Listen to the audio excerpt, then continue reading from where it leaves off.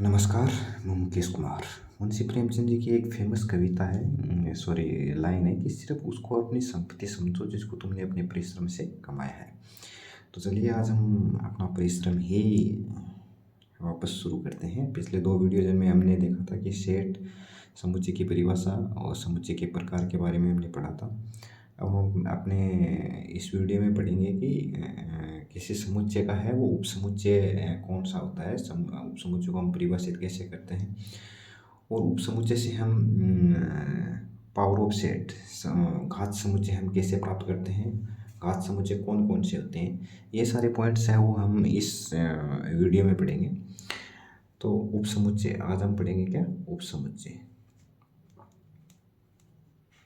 थोड़ा सा ध्यान दीजिएगा, हम इस पोर्शन में हैं, आधे पोर्शन में हम चीज़ें समझेंगे, आधे पोर्शन में हम नोट्स टाइप में बनाएंगे, मैं आपको चीज़ें लिखवाता जाऊंगा। तो पहले देखो, मान लो कोई एक सेट है, माना सेट ए है। अब उस सेट का उपसमुच्चय हम किस प्रकार प्राप्त करेंगे। मान लो एक सेट है, वो क्या है, 1 2 3 4 5 6 7, ये मान लो सेट है। अब इस सेट के उपसमुच्चय हम कौन कौन से परिभाषित करेंगे। इस सेट में अगर मान लो कोई सेट बी है, ये सेट बी है, इस सेट ए का उपसमुच्चय तभी कहलाएगा।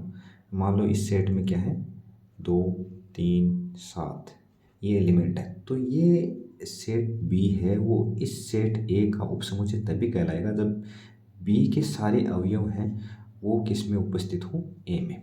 लेकिन याद रहे, जरूरी नहीं कि सेट ए के सारे अवयव हैं बी में हो तभी बी है वो ए का उपसमुच्चय कहलाता है। अगर मान लो इसमें कोई भी, बी में कोई भी एक एलिमेंट ऐसा हो जो ए में नहीं है, 2 3 7 9, अब इसमें मान लो कि एलिमेंट है 9, वो ए में नहीं है, तो हम इसको ये नहीं कहेंगे कि बी है वो ए का उपसमुच्चय नहीं, बी है वो ए का उपसमुच्चय नहीं रहेगा। अगर बी को ए का उपसमुच्चय बनना है तो ये आवश्यक है कि बी का प्रत्येक एलिमेंट है वो किस में होना चाहिए, ए में होना चाहिए। तो हम उपसमुच्चय की परिभाषा लिखते हैं।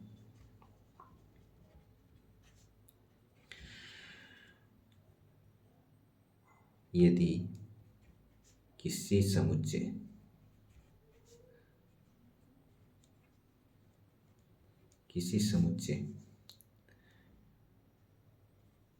बी के समस्त अवयव समुच्चय ए में हों तो बी को ए का उपसमुच्चय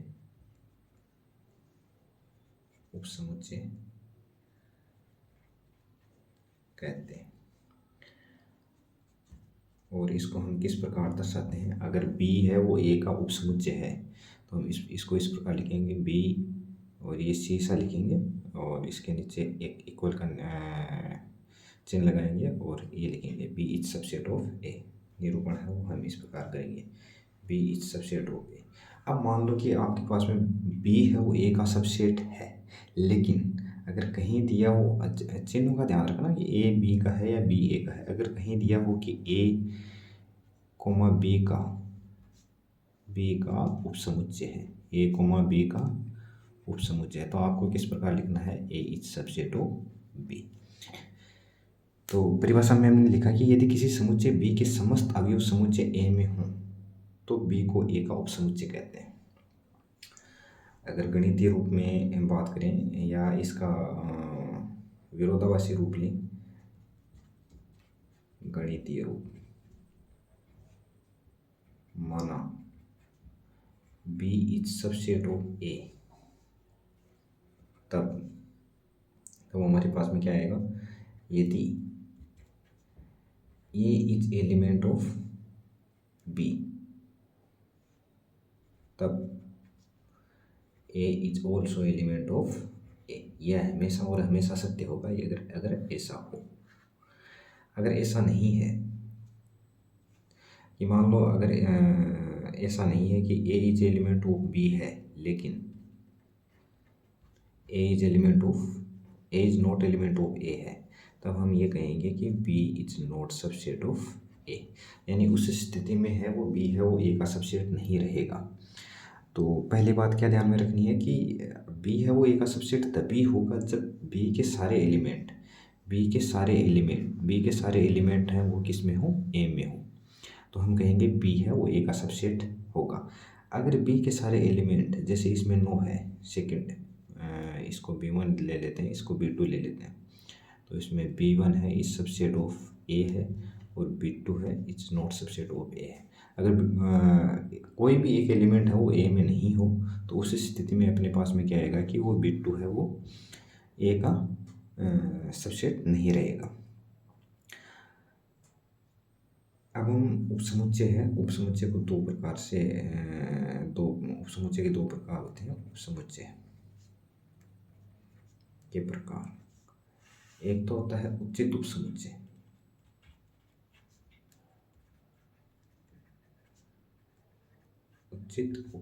और दूसरा होता है समान समुच्चय, जिसे समान समुच्चय ही कहते हैं, उपसमुच्चय नहीं कहते, समान समुच्चय, इसे प्रॉपर सबसेट कहते हैं, प्रॉपर सबसेट, और इसे कहते हैं इक्वल सेट।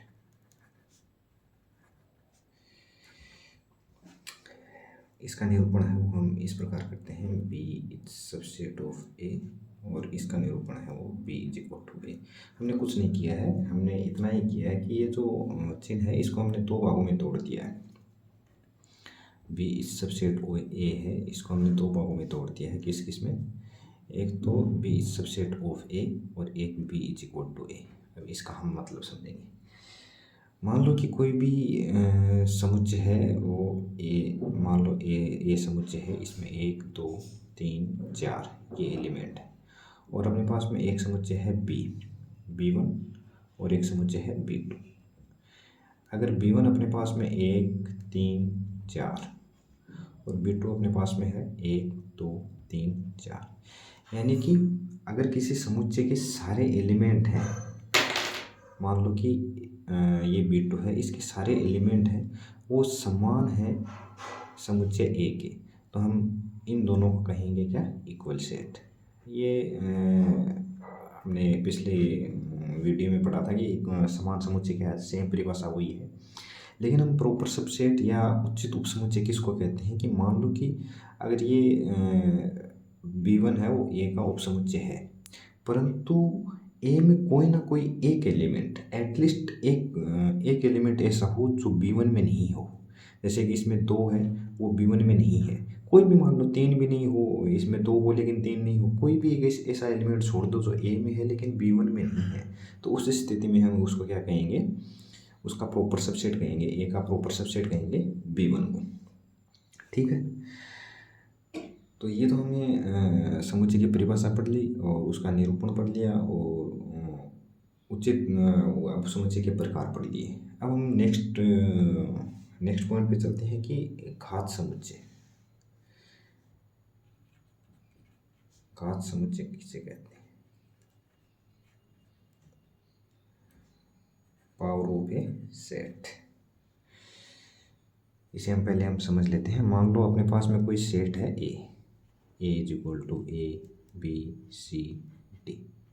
अब इसके प्रत्येक एलिमेंट का है या एक साथ में दो एलिमेंट का है वो हम सेट ले सकते हैं। कैसे, जैसे अगर ए बी सी डी को हम अलग अलग लेके सेट बनाएं, तो 3 ही ले लेते हैं पहले। ए बी सी डी को अगर अलग अलग सेट बनाएं तो A comma B comma C comma A B comma A C comma B C, A comma B comma C, और एक अपने आप पास में आता है फाई। कोई भी समुच्चय ले लो आप, कोई भी समुच्चय जिसमें चाहे एक एलिमेंट हो, चाहे वह समुच्चय है वो खुद रिक्त समुच्चय हो यानी खुद फाई हो, उसका एक उपसमुच्चय तो हमेशा होगा कौन सा, फाई। और एक उपसमुच्चय यानी वो हमेशा खुद है वो खुद का उपसमुच्चय होगा। कोई भी समुच्चय है वो खुद का उपसमुच्चय होता है, और किसी भी समुच्चय का फाई है वो उपसमुच्चय हमेशा होता है। यानी कि दो उपसमुच्चय, किसी भी समुच्चय के दो उपसमुच्चय हमेशा होते हैं, एक तो फाई और एक स्वयं। फाई और स्वयं है वो किसी भी उपसमुच्चय के किसी भी समुच्चय के उपसमुच्चय हमेशा और हमेशा होते हैं।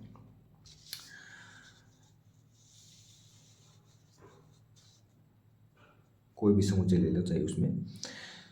तो अगर मान लो कि कोई समुच्चय है वो खुद ही रिक्त समुच्चय है, तो उसमें हमारे पास में कितने पावर सेट आएंगे? केवल एक आएगा। कौन सा? फाई। अगर कोई मान लो कि किसी समुच्चय में एक अवयव है, तो उसके उपसमुच्चय कितने होंगे? उसके एक तो फाई हो जाएगा और एक वो स्वयं हो जाएगा। अगर किसी उपसमुच्चय में मान लो दो एलिमेंट हैं, तो उसके उपसमुच्चय कितने हो जाएंगे? एक तो फाई हो जाएगा और एक उपसमुच्चय कौन सा हो जाएगा? स्वयं हो जाएगा। अब हमें और कितने बनेंगे? एक और दो, और बाकी एक और दो इसमें आ ही गया। तो मान लो कि किसी समुच्चय में अपने पास में n एलिमेंट दिए हों, तो उसके उपसमुच्चय कितने उपसमुच्चय बना सकते हैं?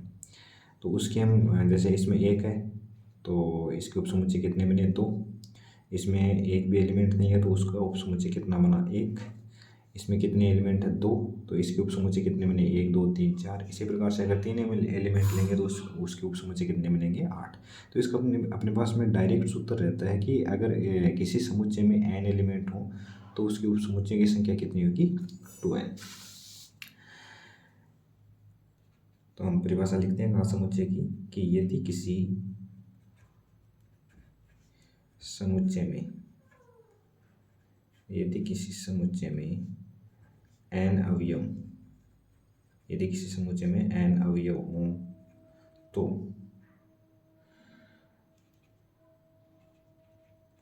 उसमें बनने वाले समुच्चयों की संख्या 2 की पावर n होगी। यानी कोई भी आपको अगर कोई भी समुच्चय दे दिया जाए और उसमें पूछा जाए कि इसमें कितने उपसमुच्चय बन सकते हैं, तो आप n है उसमें एलिमेंट है वो ले लीजिएगा।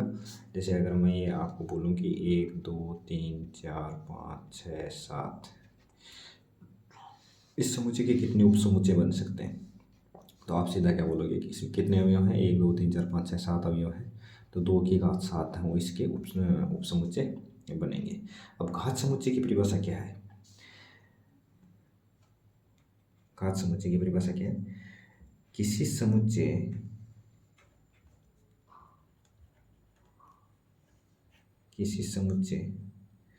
के सभी उपसमुच्चयों का समुच्चय उस समुच्चय का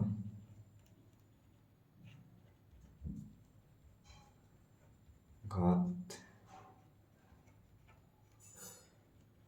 समुच्चय कहलाता है। किसी समुच्चय के सभी उपसमुच्चयों का समुच्चय उस समुच्चय का घात समुच्चय कहलाता है। थोड़ी सी परिभाषा है, हम उसको समझ लेते हैं कि किसी समुच्चय, मान लो हमें किसी समुच्चय ए का है वो घात समुच्चय पूछा है। मान लो किसी समुच्चय ए है 1 2 3, किसी समुच्चय की सभी उपसमुच्चय, इसके सभी उपसमुच्चय बनाइए आप। फाई 1 2 3 1 2 1 3 2 3 और 1 2 3। तो अगर हम कितने उपसमुच्चय बनेंगे उस हिसाब से परिभाषा से देखें तो अपने पास में कितने उपसमुच्चय बनेंगे? 2 की घात 3 इज इक्वल टू 8। तो कितने हो गए? 1 2 3 4 5 6 7 8 हो गए।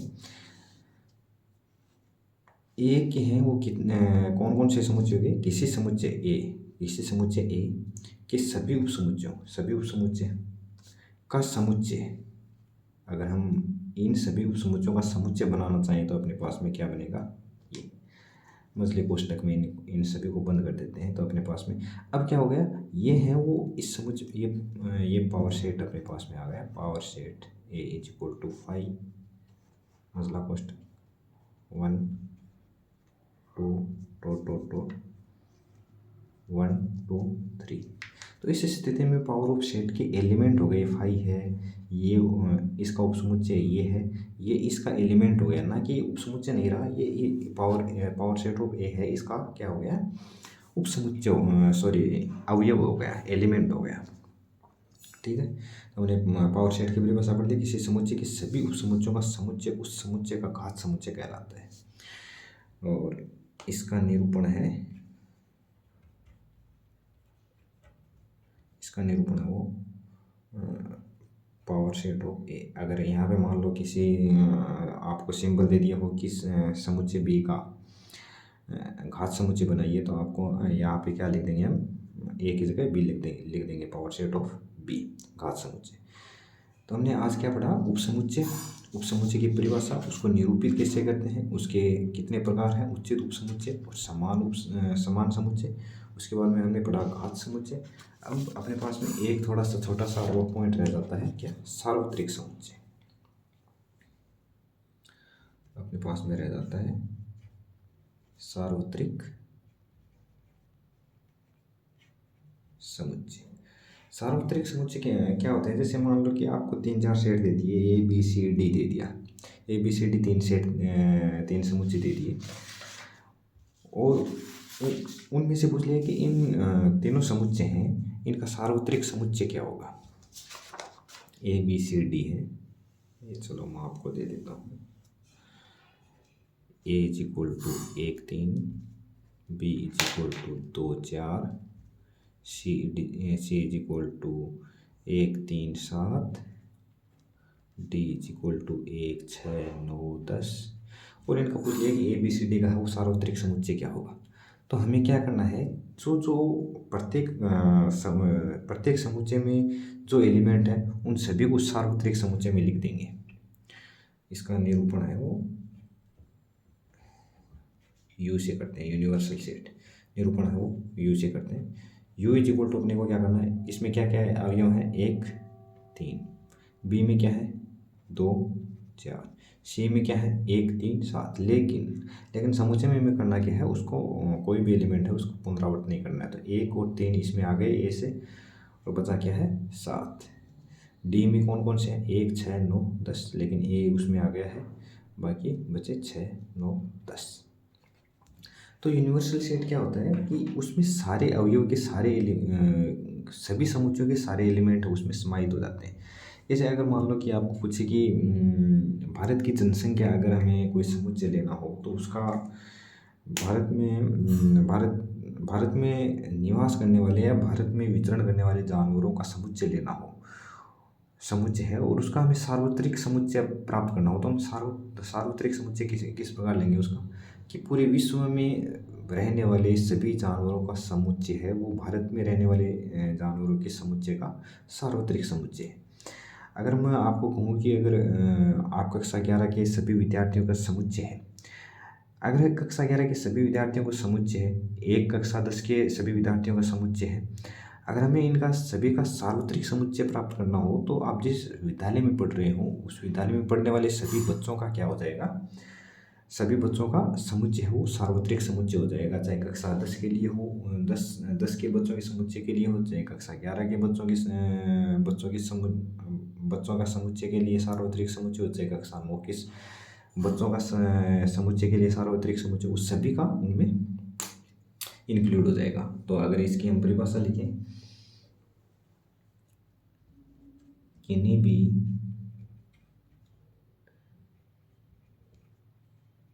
समुच्चयों का एक ऐसा सर्वनिष्ठ समुच्चय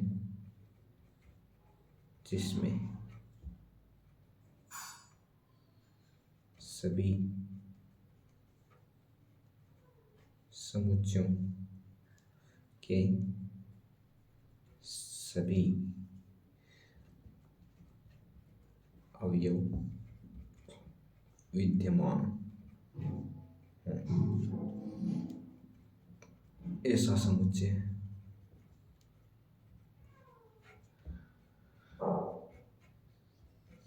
सार्वत्रिक समुच्चय कहलाता है। ऐसा समुच्चय सार्वत्रिक समुच्चय कहलाता है। चलो अब हम ये अपने 1.3 के है वो सारे थ्योरी है वो कंप्लीट हो गई है। अब हम उसके उदाहरण सॉरी क्वेश्चंस कर लेते हैं, और क्वेश्चंस हैं बुक में देखेंगे और उसका सॉल्यूशन हो हम डायरेक्ट करते रहेंगे।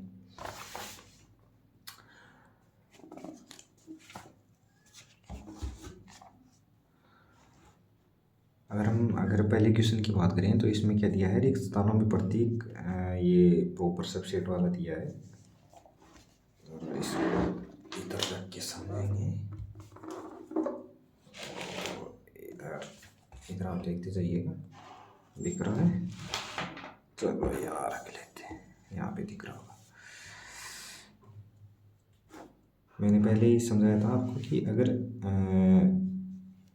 बी है वो ए का सबसेट है, बी है ए का सबसेट है, तो उसको हम लिखेंगे बी, ये प्रॉपर सबसेट की परिभाषा दी है यहाँ पे, बी इज सबसेट ऑफ ए।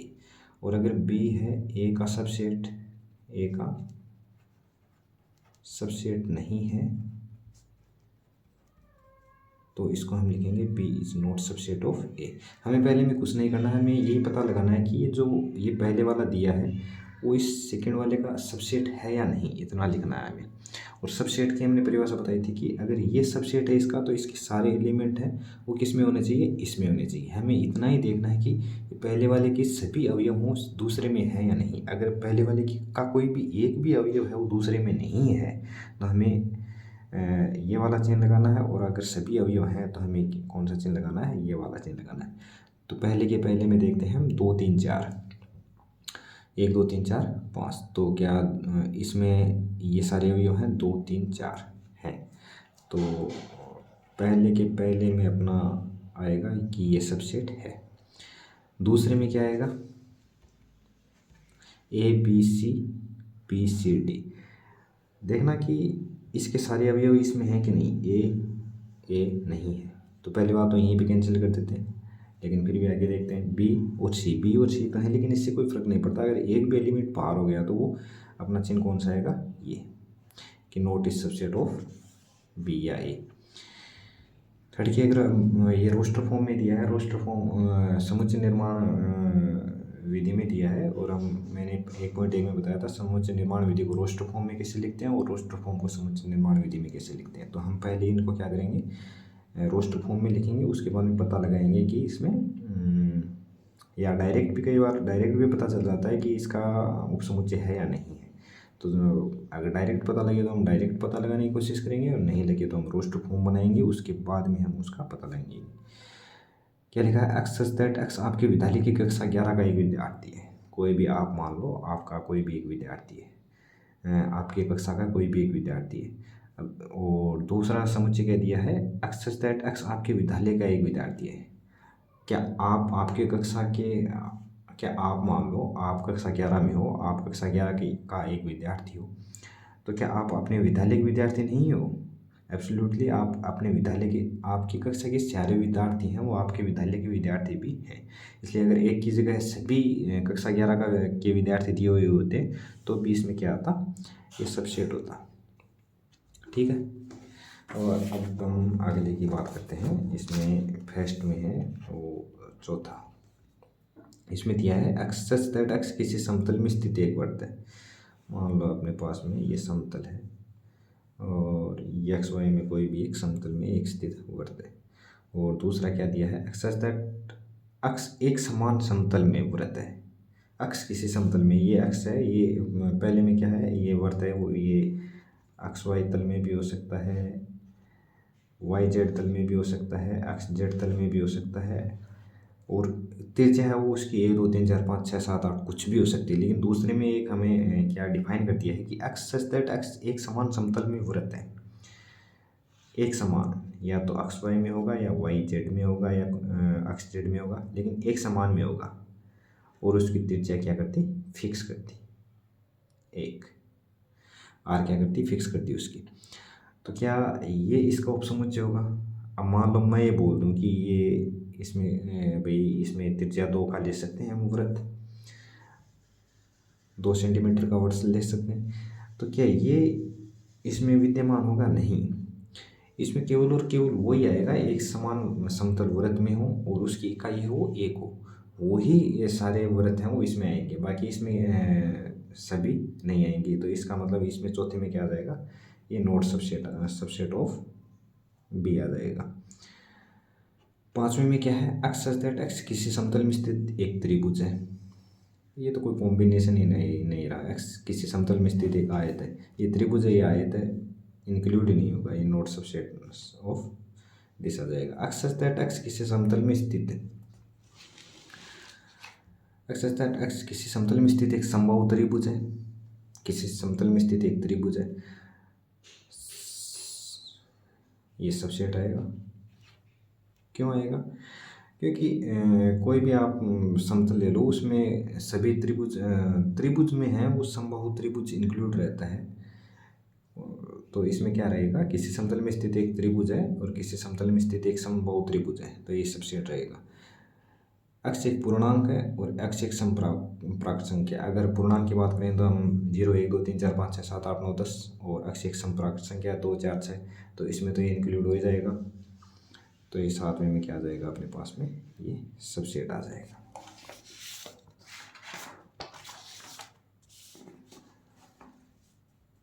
अब हम क्वेश्चन नंबर 2 की बात करते हैं। क्वेश्चन नंबर 2 में क्या है अपने पास में? यही बात है, जांचिए कि निम्न कथन सत्य हैं तो असत्य हैं। ए कोमा बी ये दिया है, is not subset of B C A. देखना तो सत्य है या असत्य है। ए क्या इसमें है, बी क्या इसमें है। तो भाई ये असत्य कथन, ये इसमें काट रखा है, यानी ये ए कोमा बी है। सत्य कथन क्या होगा? A comma B is subset of B C A, ये सत्य कथन होगा। और ये क्या है? असत्य है। दूसरा क्या है? A comma E is subset of, A comma E is subset of, इसको हम रोस्टर फॉर्म में लिख लेते हैं। एक्स सच दैट एक्स अंग्रेजी वर्णमाला का एक स्वर है, स्वरों का सूची लिखते हैं, ए ई आई ओ यू। तो देखना तो ए और ई इसमें है क्या है, तो ये कथन क्या है? सत्य है। अगर नंबर 3 की बात करें, 1 2 3 इस सबसेट ऑफ 1 3 5, ये तो आपको 2 नहीं दिख रहा है इसमें 1 3 5 वाले में, तो तीसरे में है वो असत्य है, 2 नहीं है ना। और चौथे में क्या आ जाएगा अपने पास में? ए बी सी सबसेट है, ये बिल्कुल सत्य है। और पांचवें में A is element of A B C, देखना तो सत्य है क्या? ये असत्य है। इसका कारण है, ये देखना ए है, ये अपने क्या बना दिया हमने? जैसे ही कोष्टक लगाया इसमें, तो ये अपने पास में क्या बन गया? ये उपसमुच्चय ये बन गया समुच्चय।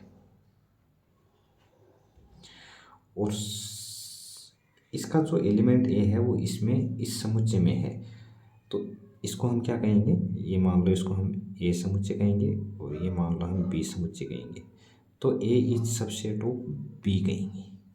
अगर एलिमेंट की बात होती तो हम, अगर ये सत्य होता, अगर ए इज एलिमेंट ऑफ ए ये लिखा होता, ए कोमा बी कोमा सी, तो हम इसको सत्य मानते, लेकिन ये असत्य है क्योंकि ये इसका उपसमुच्चय है। अगर इसकी जगह एलिमेंट की जगह ये साइन होता तो ये सत्य होता। 6 में अगर हम बात करें, एक्स सच दैट एक्स संख्या 6 से कम एक संप्राकृत संख्या है, लिख लीजिए 6 से कम संप्राकृत संख्या 2 4 6, लिख लिया, सबसेट का निशान लगा दीजिए। एक्स सच दैट एक प्राकृतिक संख्या है जो संख्या 36 को विभाजित करती है। एक्स सच दैट एक्स एक प्राकृतिक संख्या है, 36 को कौन कौन विभाजित करता है अभी बनाइए। 1 करता है, 2 करता है, 3 करता है, 4 करता है, 5 नहीं करता, 6 करता है, 7 8, आगे तो हमें कोई लेना देना नहीं है। 2 4 6 है इसमें, 2 4 6 है इसमें, तो इसका मतलब ये सत्य है।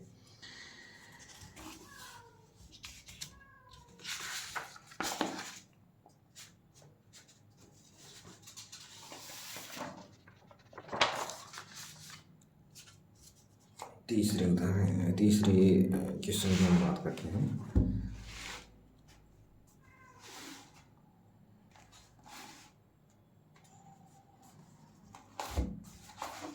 इधर रख लेते हैं इसको।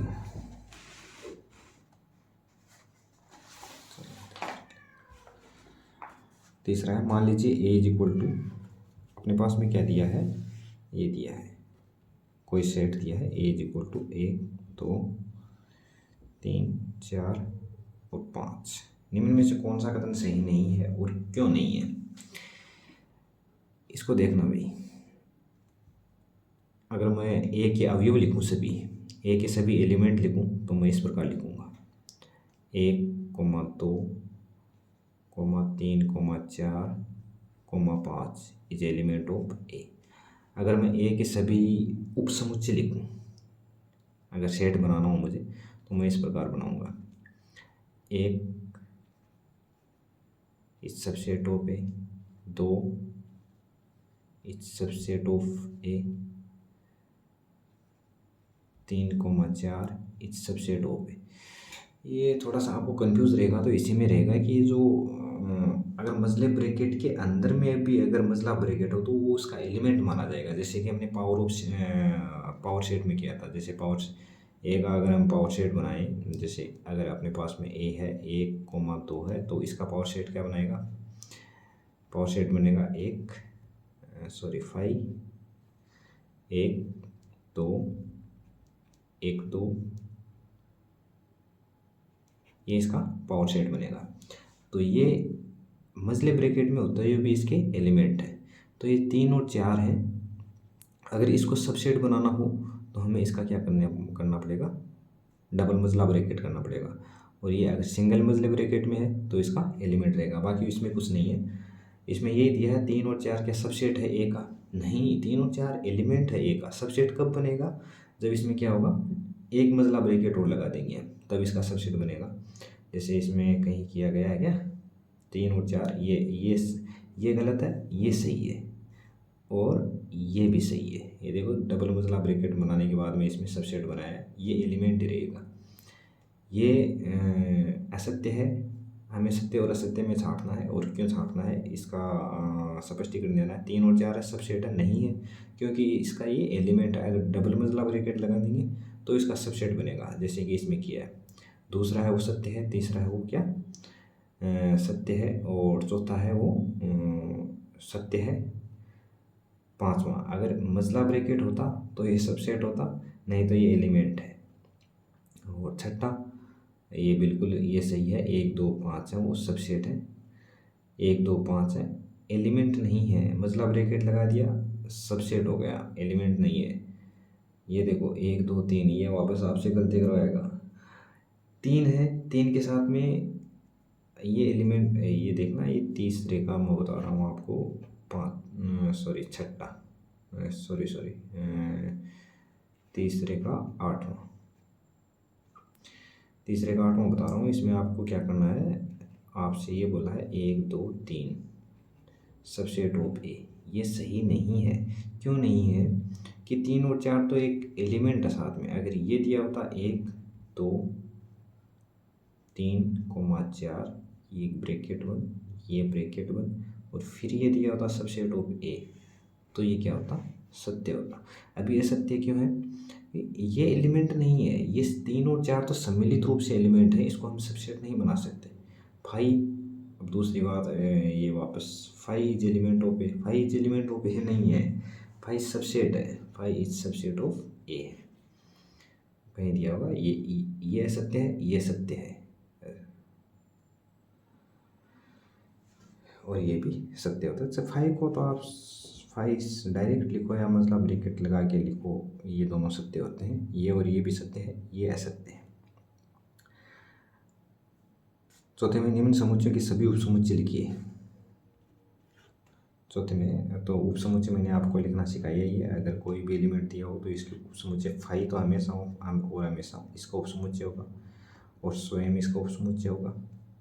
बाकी इसमें कोई दूसरा बनेगा नहीं। अगर दूसरे में ए और बी की बात करें, 5 उपसमुच्चय है, ए उपसमुच्चय होगा, बी उपसमुच्चय होगा और स्वयं उपसमुच्चय होगा। गिन लेने हैं सत्य है या नहीं है। दो के कितने उपसमुच्चय बनेंगे, 2 की घात n, इसमें कितने एलिमेंट है, 2 हैं, तो इसके कितने उपसमुच्चय बनेंगे, 4, 1 2 3 और 4 उपसमुच्चय बन जाएंगे।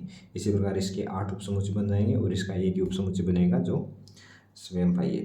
पावर ऑफ ए के कितने अवयव हैं यदि A is equal to 5। Power of A के कितने अवयव हैं, पावर ऑफ ए यानी घात समुच्चय का पूछा है कि घात समुच्चय के कितने अवयव हैं। अगर मान लो कि आपके पास में ये दिया है ए इज इक्वल टू ये 5 दिया है, तो इसका पावर सेट क्या हो जाएगा, तो अपने पास में इसका पावर सेट हो जाएगा ये 5, ये लो ये 5 इसका पावर सेट हो जाएगा। यानी पावर सेट ऑफ ए में कितने अवयव होंगे, एक अवयव होगा। निम्न को अंतराल रूप में लिखिए। ये तो समुच्चय का आप मान भी सकते हो और नहीं भी मान सकते। छठे में अगर ए की बात करें, एक्सेस that x is element of R, और ये हम समुच्चय में नहीं करेंगे, हम आगे अपने वास्तविक संख्या आएंगी उसमें करेंगे। आगे आप इसको लिख सकते हो कि -4 को इंक्लूड नहीं करना है। जिस चीज़ को इंक्लूड करना है वहाँ पे आप बड़ा ब्रैकेट लगाओगे, जिसको संवृत और विवृत अंतराल कहते हैं। विवृत अंतराल, संवृत अंतराल में क्या करते हैं, जैसे संवृत अंतराल में हम बड़ा ब्रैकेट लगाते हैं और विवृत अंतराल में हम छोटा ब्रैकेट लगाते हैं। अगर a, b है और संवृत है तो इसमें a और b सम्मिलित हैं, और अगर a और b है और ये छोटा वाला ब्रैकेट है तो इसको विवृत अंतराल कहते हैं। इसमें a और b सम्मिलित नहीं है, लेकिन a और b के जो बीच की संख्या है वो सभी सम्मिलित हैं।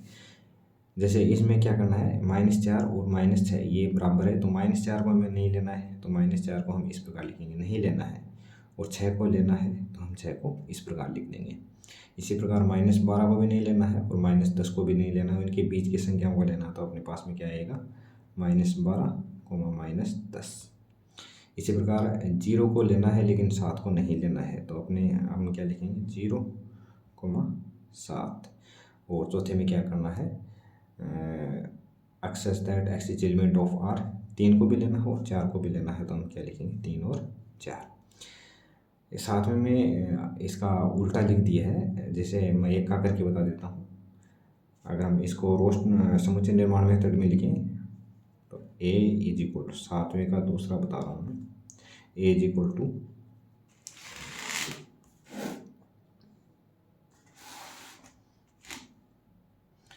सातवें का दूसरा है A is equal to X such that x is element of R such that X है वो 6 से बड़ा और बराबर है और 12 से छोटा और बराबर है। और इसी प्रकार आप तीसरे को भी इस प्रकार से लिख सकते हैं, A is equal to X is element of R such that X है वो 6 से बड़ा, बराबर नहीं है, एक्स 6 से बड़ा है और 12 से छोटा वो बराबर है। आठवें का अगर आप देखेंगे तो इसमें ये है वो सेम टू सेम ये अपना ये किया था, सेम कॉपी है। इसको कैसे लिखोगे, समकोण त्रिभुजों का समुच्चय अगर मुझे ये लिखना हो, आठवें का पहला एक्सेस that A is equal to, सार्वत्रिक समुच्चय लिखना है इनका। सार्वत्रिक समुच्चय की परिभाषा बताई थी कि ये सारे समकोण त्रिभुज हैं वो उस समुच्चय में आ जाएं, तो आप किस प्रकार लिखोगे, एक्सेस दैट एक्स सभी त्रिभुजों का समुच्चय, या एक्स सभी समबाहु त्रिभुजों का, समकोण त्रिभुजों का समुच्चय। ये है वो इसका और इसका दोनों का क्या सार्वत्रिक समुच्चय हो गया। एक्सेस दैट एक्स सभी त्रिभुजों का समुच्चय। हमारे पास में ये बचा है 9वां उदाहरण है वो, समुच्चय A is equal to A B C प्रदत्त है। इन तीनों समुच्चय ए बी और सी के लिए इनमें कौन से सार्वत्रिक समुच्चय, कोई भी है वो, इसमें सभी एलिमेंट्स शामिल होने चाहिए। मैंने परिभाषा में बता दिया था, चलो फिर भी कर लेते हैं।